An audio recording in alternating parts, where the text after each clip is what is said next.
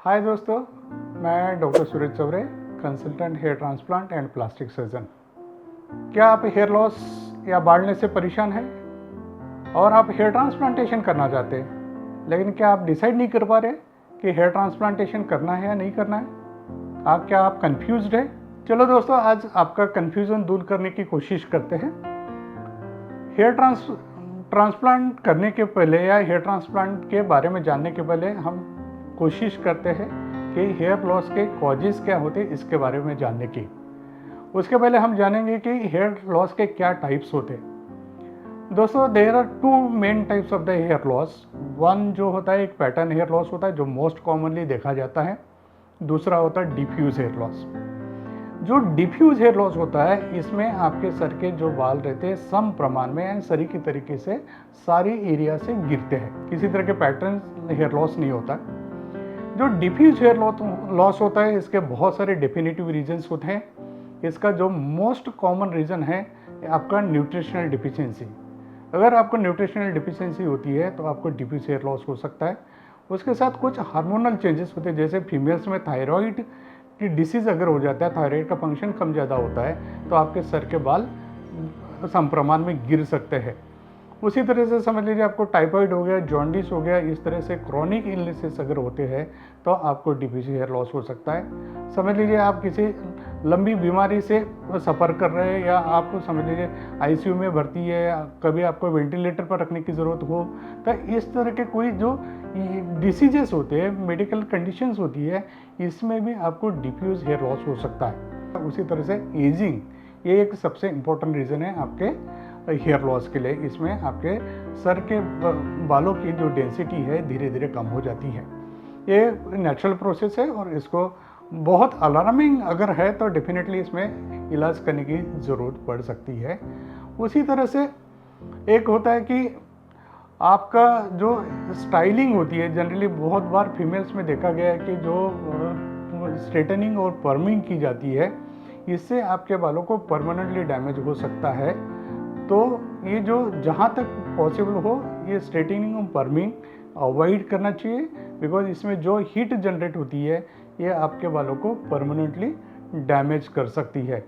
उसी तरह से stress is a very important reason for the hair loss.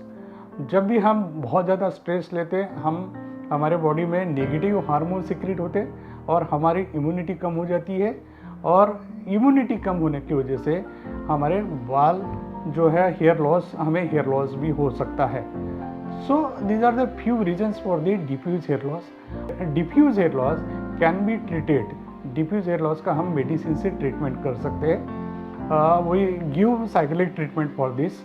उसमें कुछ मेडिसिन होते हैं जिसमें हम आपको प्रोटीन, कैल्शियम, आयरन, मल्टीविटामिन्स और कुछ लोकली एप्लीकेशन करने के लिए जैसे मिनॉक्सिल या कुछ सीरम आपको देते हैं, ताकि जो आपका ये जो डिफ्यूज हेयर लॉस है इसको कंट्रोल किया जा सकता है। दूसरा इम्पोर्टेंट जो रीज़न है हेयर लॉस का, जिसको पैटर्न हेयर लॉस कहते हैं, ये पैटर्न हेयर लॉस में क्या होता है कि एक पर्टिकुलर पैटर्न में आपका हेयर लॉस होता है, और ये जो हेयर लॉस है जिसमें आप देखेंगे कि जो फ्रंटल और वर्टेक्स एरिया होता है यही से हेयर लॉस होता है, और कान के ऊपर और कान के पीछे का जो एरिया होता है जिसे हम पैराइटल और ऑक्सीपिटल एरिया बोलते हैं, इस एरिया में लाइफ लॉन्ग हेयर्स होते हैं, यहाँ से कभी हेयर लॉस नहीं होता।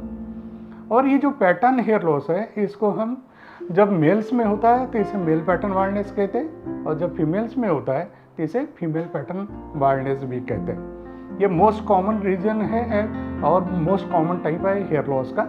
जो पैटर्न हेयर लॉस है मोस्ट कॉमनली मेल्स में देखा जाता है, और जब मेल्स में होता है तो इसे मेल पैटर्न बाल्डनेस कहते हैं। ये जो पैटर्न हेयर लॉस है इसे एंड्रोजेनिक एलोपेशिया भी कहा जाता है। अभी what is the androgenic alopecia? जब हमारा हेयर लॉस या बाल्डनेस का रीज़न हार्मोन, हमारे शरीर में जो हार्मोन्स होते हैं या हार्मोन होता है, हार्मोन की वजह से अगर हेयर लॉस होता है उसे हम एंड्रोजेनिक एलोपेशिया बोलते हैं। और एंड्रोजेनिक एलोपेशिया यह हार्मोन की वजह से होता है, और हमारे शरीर में कुछ ऐसे हार्मोन्स होते हैं जैसे मेल्स में डीएसटी नाम का एक हार्मोन होता है, उसकी वजह से ये हेयर लॉस होता है। फीमेल्स में भी अगर ये डीएसटी हार्मोन का प्रमाण बढ़ जाए या परसेंटेज बढ़ जाए हमारे बॉडी में, स्पेशली मेनोपॉज के बाद फीमेल्स में जो हार्मोनिक चेंजेस होते हैं उसमें देखा गया कि DHT हार्मोन का लेवल बढ़ जाती है और उसके वजह से फीमेल पैटर्न बाल्डनेस होता है। ये हो गया एंड्रोजेनिक एलोपेशिया के बारे में।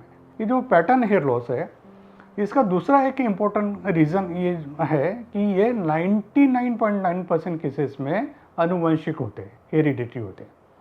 जहाँ पर भी हेरिडिटी मीन्स कि अगर समझ लीजिए आपके घर में पिताजी की तरफ या मामा जी की तरफ किसी को है, आपके पिताजी को भी हो सकता है, मामा जी को भी हो सकता है, आपके नाना को हो सकता है, आपके दादाजी को भी हो सकता है।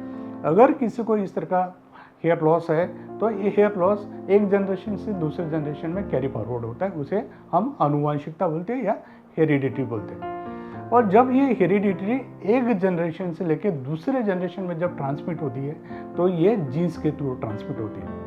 और ये जीन्स ऐसी चीज़ है कि इसमें अगर किसी तरह का कोई डिफेक्ट आ जाता है या कोई बिगाड़ हो जाता है तो ये जो जेनेटिक डिफेक्ट्स है हम किसी भी मेडिसिन से इसको रिपेयर नहीं कर सकते। Allopathy, homeopathy, ayurvedic, PRP, laser, telemedicine या GFC या कोई भी ट्रीटमेंट आप ले लीजिएगा, इसमें से कोई भी मेडिसिन ये जीन्स के ऊपर काम नहीं करती। इसीलिए ये जो मेल पैटर्न हेयर लॉस होता है या एंड्रोजेनिक एलोपेशिया होता है या हेरिडिटरी एलोपेशिया होता है, इसमें किसी भी मेडिसिन से जो हमारे बाल गिरते रहते इसको हम रोक नहीं सकते। जो बाल गिर चुके उनको हम दोबारा मेडिसिन से उगा भी नहीं सकते या we can't regrow them. So these are the some facts we have to understand about it. अगर हम ये बात को मानते नहीं कि ये जो पैटर्न हेयर लॉस है ये जेनेटिक है और इसके ऊपर कोई भी मेडिसिन काम नहीं करती तो हम दुखी हो जाते, बिकॉज हमारा पैसा, टाइम और फ्रस्ट्रेशन ये सारी तीनों चीज़ें हमारे साथ होती है, जिसमें पैसा भी हमारा वेस्ट हो जाता है, टाइम भी वेस्ट हो जाता है, कोई रिजल्ट नहीं आता तो उसे हमें फ्रस्ट्रेशंस भी आ जाती है। तो ये बेसिक फैक्ट को हमें एक्सेप्ट करना बहुत ज़रूरी है, तो इसको समझना ज़रूरी है, एक्सेप्ट करना है। अगर हम इसको एक्सेप्ट करते हैं तो हम उसके ऊपर डेफिनेटिव दूसरा सोल्यूशन ढूंढ सकते हैं। अदरवाइज़ हम कई तरह से ऐसे कई तरीके से हम उपायों के बारे में सोचते रहते जो हमें किसी भी तरह से हेल्प नहीं कर सकती है। तो ट्राई टू अंडरस्टैंड कि जो एंड्रोजेनिक एलोपेशिया होता है या पैटर्न हेयर लॉस होता है इसमें कोई भी मेडिसिन काम नहीं कर सकती। इस स्थिति में हेयर ट्रांसप्लांटेशन एकमात्र ऐसी टेक्निक है जिसके द्वारा हम आपके सर के ऊपर बिल्कुल नेचुरल, परमानेंट और हमेशा बढ़ने वाले बाल रीग्रो कर सकते हैं। ये जो बाल होते हैं परमानेंट होते हैं, हमेशा बढ़ते हैं। आपने अगर इसका मुंडन भी अगर किया उसके बावजूद ये बाल वापस आते हैं। तो हेयर ट्रांसप्लांट में हम करते क्या है? हेयर ट्रांसप्लांटेशन एक ऐसी प्रोसीजर है जिसमें आपके सर के पीछे का, दो कानों के बीच का जो एरिया होता है वहाँ से हम हेयर्स को निकाल के जो बाल्डनेस है, जो बाल्ड एरिया है वहाँ पर रीलोकेट करते हैं। So basically it is a relocation of the hair follicles. Occipital area से फॉलिकल एक्सट्रैक्ट करके बाल्ड एरिया में जो फ्रंटल और वर्टेक्स एरिया होता है वहाँ पर इम्प्लांट करते हैं। So this is the hair transplantation.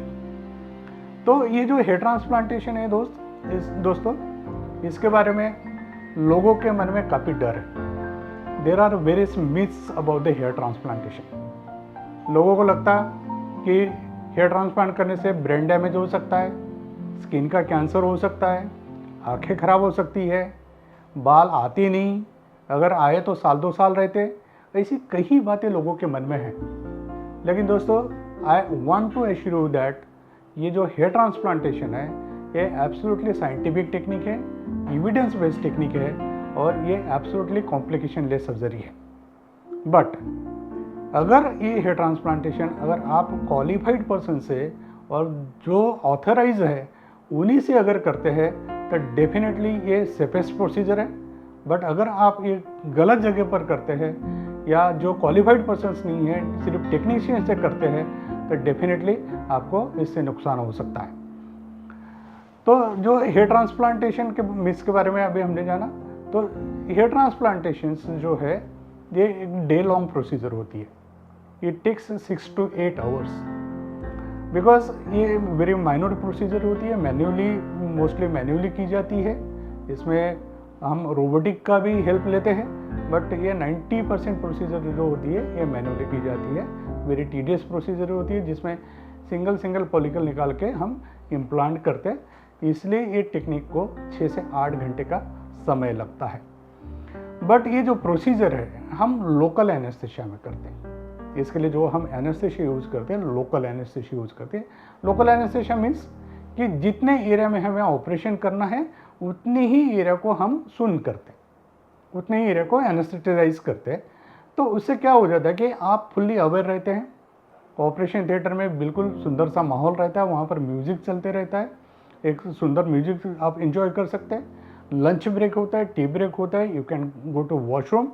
सो 6 से 8 घंटे की प्रोसीजर होने के बावजूद भी ऐसा नहीं कि आपको 6 से 8 घंटे ऑपरेशन टेबल पर कंटिन्यूसली लेटे रहना है।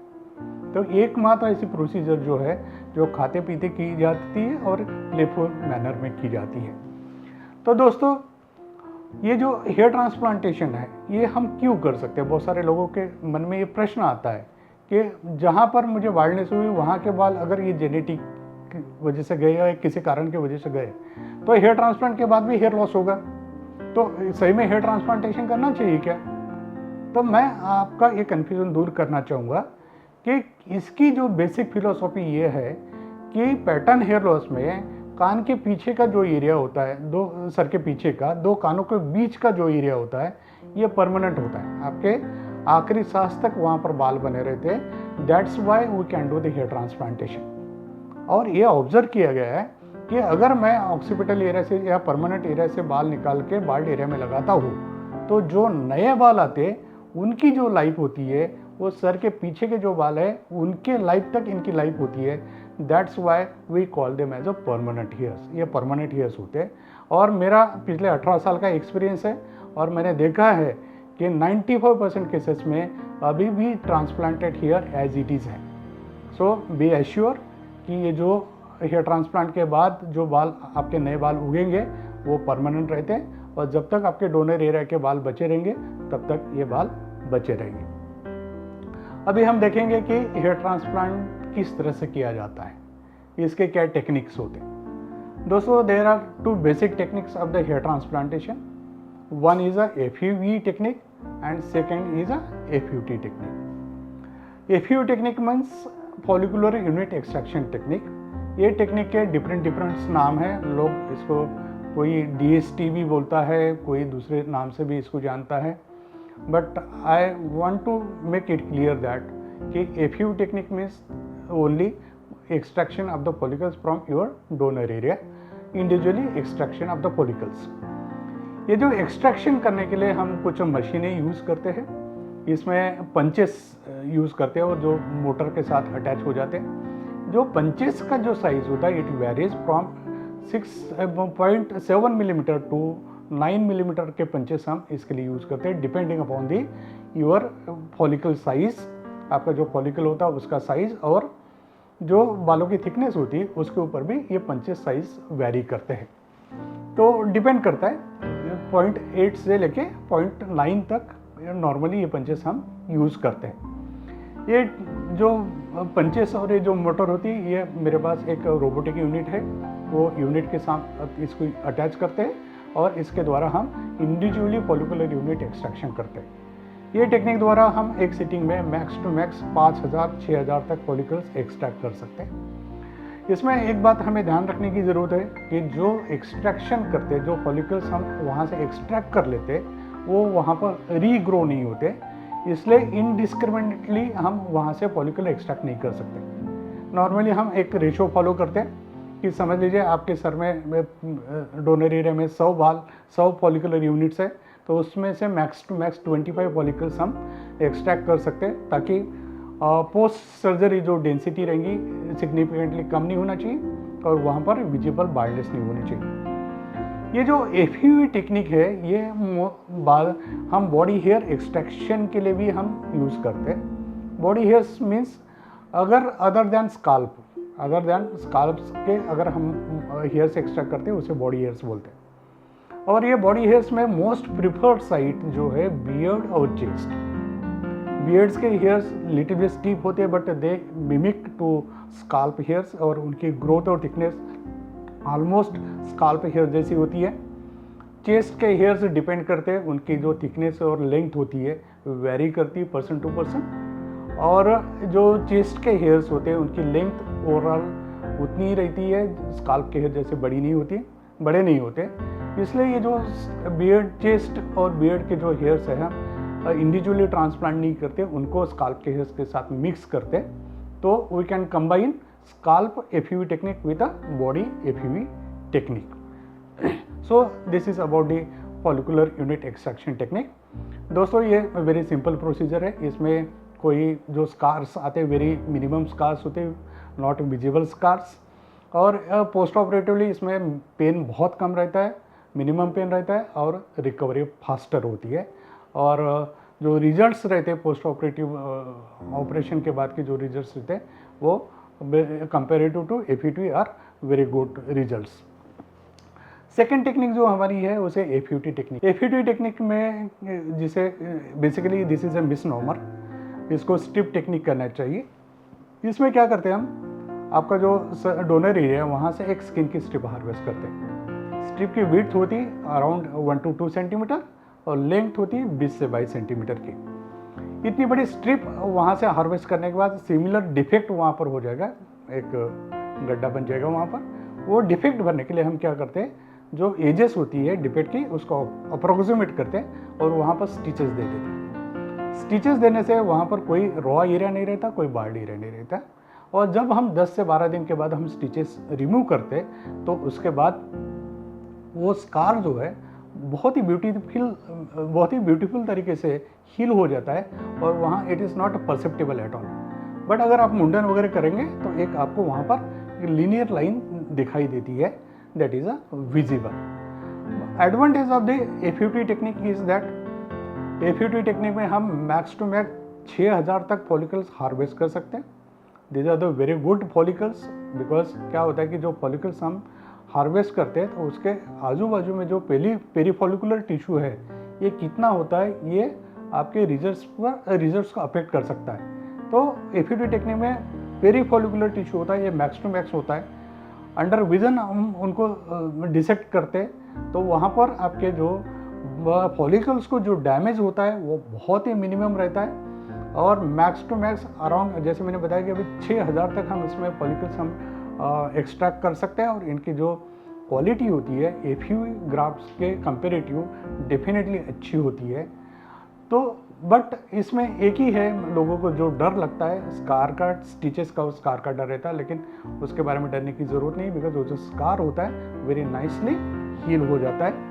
और हो सकता है ऑपरेशन के बाद लिटिल बिट आपको पेन रह सकता है, बट उसके लिए प्रॉपरली मेडिकेशन दी जाती है, तो जो पेन होता है मिनिमम रहता है।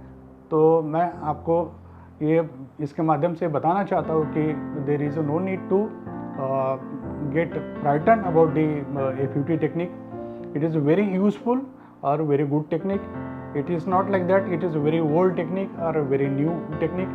It is a definitely very useful technique, and this technique ये टेक्निक को हम कई बार FU टेक्निक के साथ कंबाइन करते हैं, ताकि अगर आपका एरिया बहुत बड़ा है तो उसको कवर करने के लिए हम दोनों टेक्निक का यूज़ करके आपको एक अच्छा कवरेज दे सकते हैं।